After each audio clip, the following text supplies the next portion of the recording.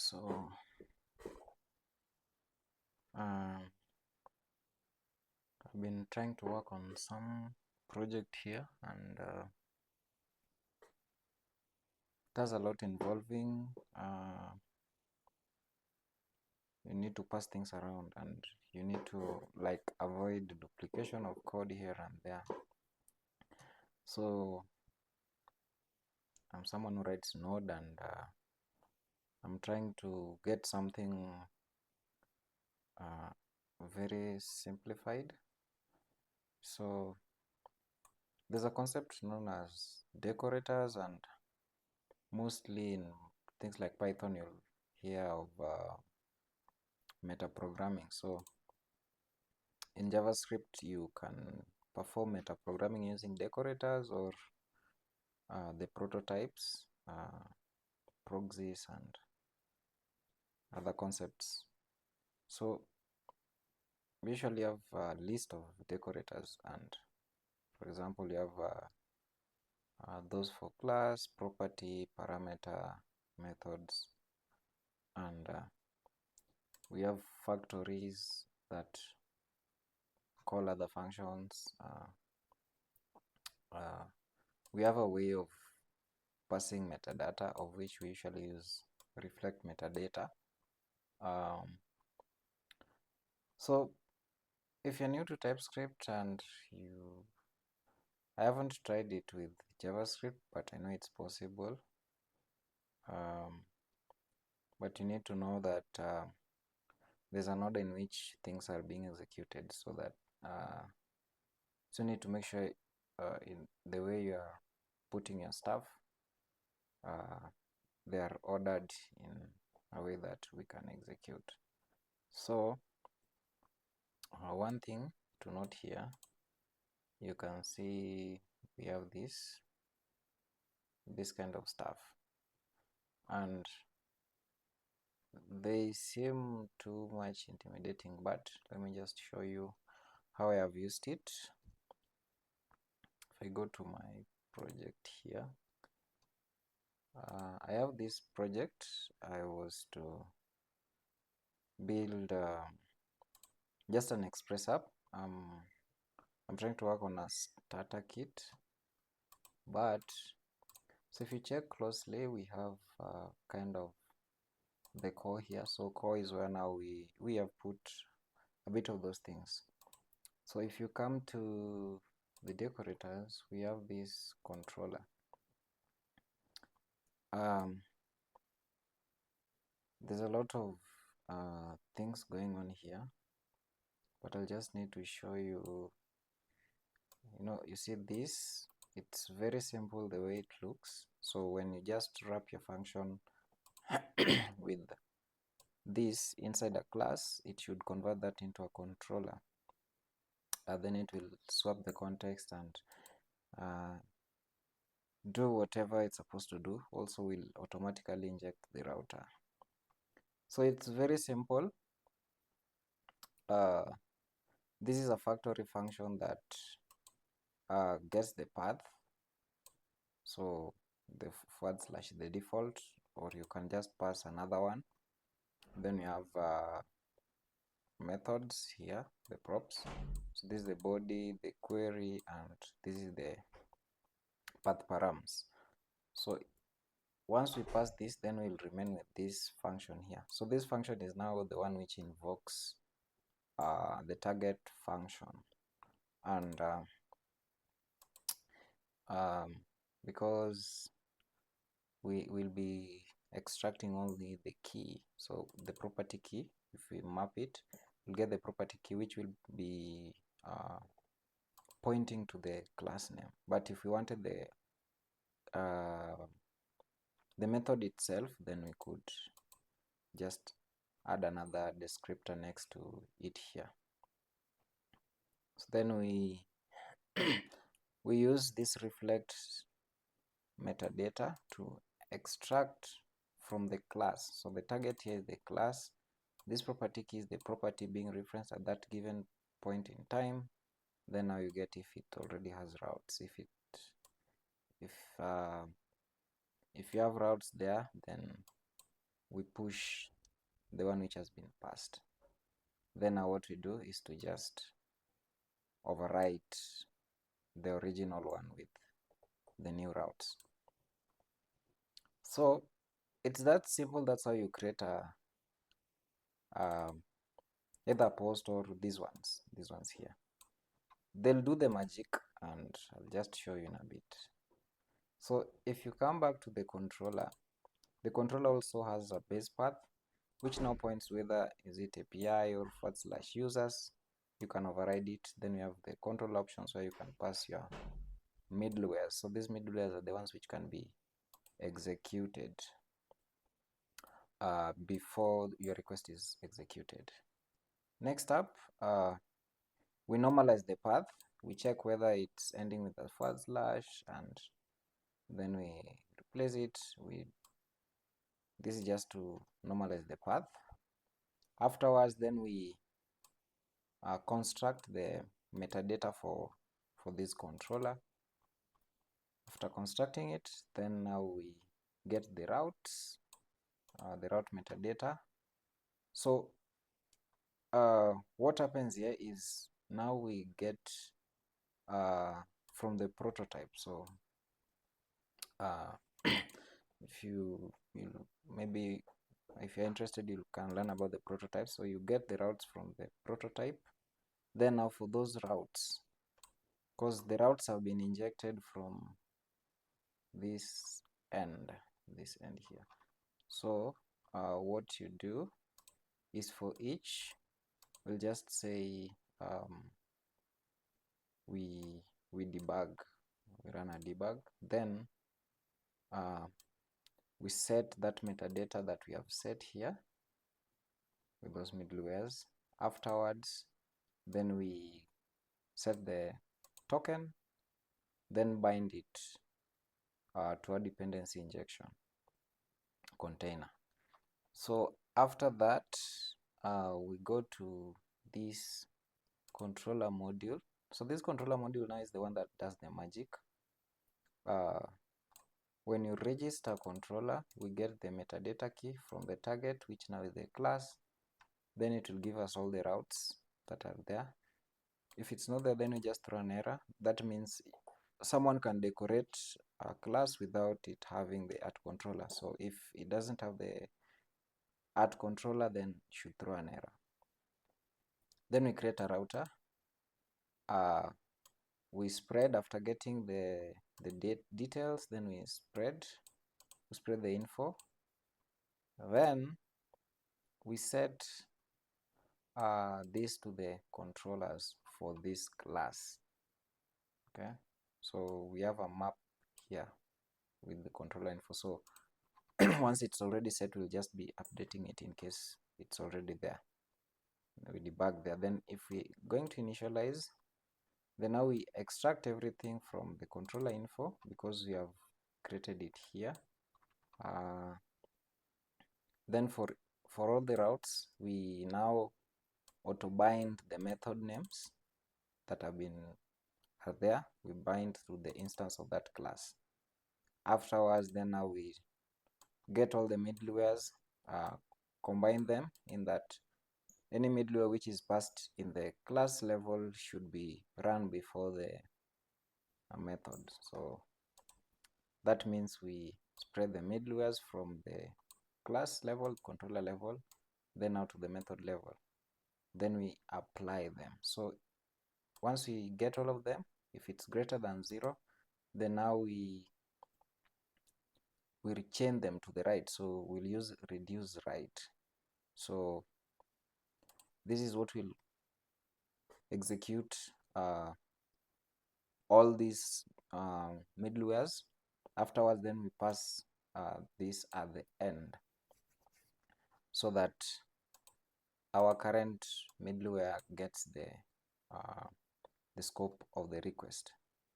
Then now if there's an error, we just return next error. Otherwise, we do the transform context. So this transform context is the one that now handles the requests. So from there, we return the middleware chain, we call it. Then if it succeeds, otherwise we run this. So this also does other things altogether. So if we go to this, you see we get our request response next. Then we have the handler. Handler is now the function which is obtained from the metadata we have received. Then now it has its options. So those options, we also have the transformer, which is part of the options. And if we go here, what you're doing is to just construct a context. Then now here we'll implement logic for authentication, pagination. If you're transforming the context, then it will do the transformation for the context. So you just pass the context, then it will readjust the context. Then if we have a body schema, we pass it with the schema that is there. This has been set up to work with Zod. Once everything is processed up here, then now you await your handler, which is now the route handler. Then now you return the results. If there's an error, then you return next with the error. So to see that in action, you'll see here. So another thing that is there is we have something known as domain decorator. So I haven't forgot what. You give it a series of controllers, then it will try and extract all the controllers that have been injected into it. So I'll just show you how that works. From there, we go to our API. If you go to users, we'll start with the service here. So these are just normal services with singleton. Just have this decorator, which is automatically injected into the registry container. Then it passes down to, we have the repository part. We also have the entities. We also have the controllers. So in the controllers, now this is how we use it. So if you see here, you can see we have add controller. Then now we have the /users. So from there, we just pass at get /. Then you can have your query schema, paginate, then your list of middlewares if you so want. Then now it will give you your context. Then from the context, you can get your query and just pass it wherever you want. Afterwards, we just do a format. If now you see this, if you go to localhost users, just API v1 users, you'll see we get this, and that is what we have here. Users fetched successfully. Just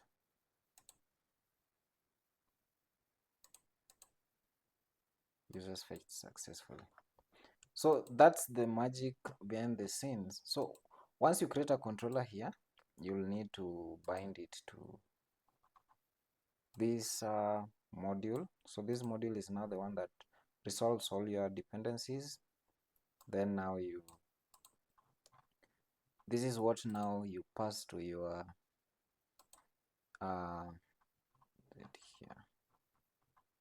We pass it to this API module because API module is the one that now houses everything. So you just pass the modules here, list of all your modules. Once you pass them here, they'll be automatically resolved into the registry. Then now if we come to the index here, what we're doing is just we mount the API module, we mount and get all the controllers. Then for those controllers, we run their base path, then we mount.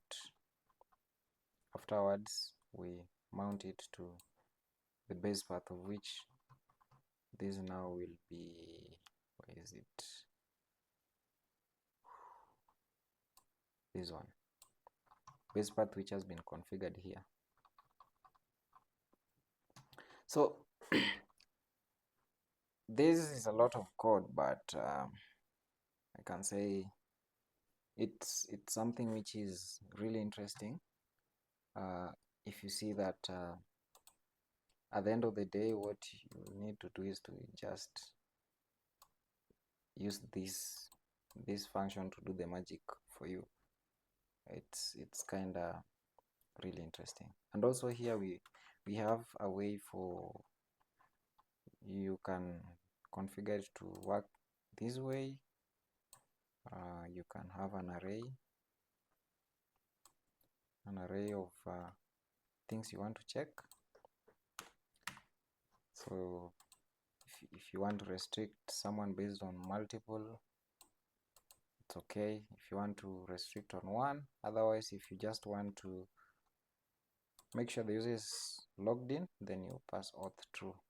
So here we don't wrap these functions with try catch because error handling is done at the point where we are doing the injection of those metadata. So it's something if you are interested to see, I think it's good you can go through this documentation and also go to explore nest.js.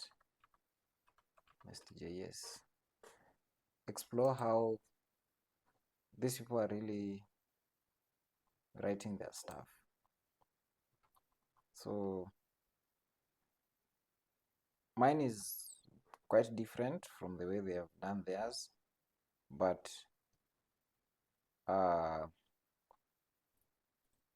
the methodology is kind of similar, but there's just a lot that goes into these.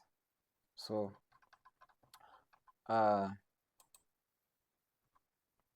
best way to learn about these things is to try it yourself, and you'll find yourself learning a lot of things that you may have seen not possible. So imagine for this is the same way we are doing it on the other side. So you can see create, we have the at post, we have the at controller. So this is kind of the methodology, but you never know how you just tweak around with these things and you'll see you can even build your framework. I almost got into building one of mine, but I'll just keep it off at that because there is a lot that this thing is demanding. But if need there be, I'll just build one. So I hope maybe you get a grasp of something out of it and don't be intimidated to try and explore these concepts in JavaScript. I know decorators are some of the things that are really complicated, but you can put in the work and see yourself doing something. So if when I ran this, what came out was, if you check the logs here, you'll see we have middleware executed at controller. This is 1, 2, and this one. So that tells you that because we have passed 3, meaning at the get level we had 1, 2, and at the controller level we had 1.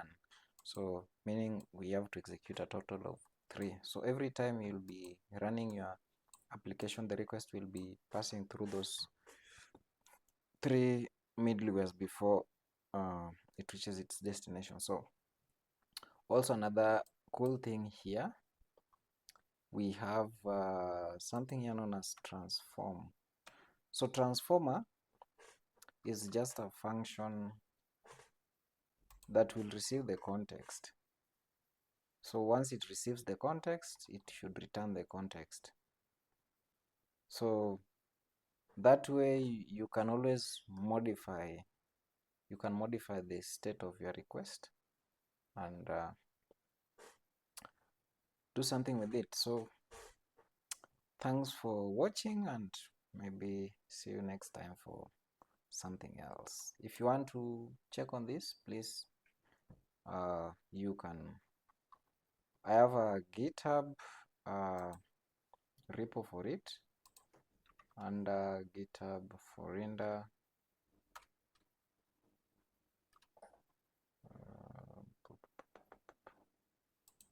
repositories. So this one,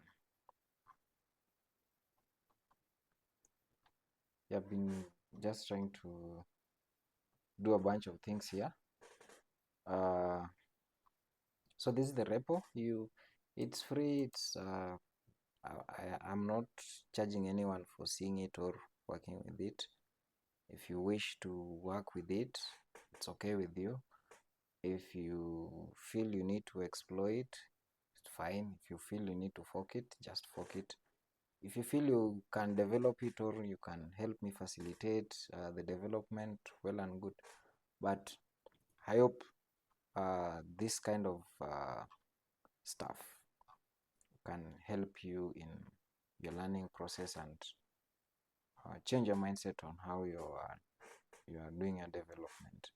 So things like these are the ones that kind of expand your mind and see how the frameworks are really built. So when you use them, you know, oh, this is what is used here, this is what is used here, and so it's very easy to move across these tools. Till next time, bye.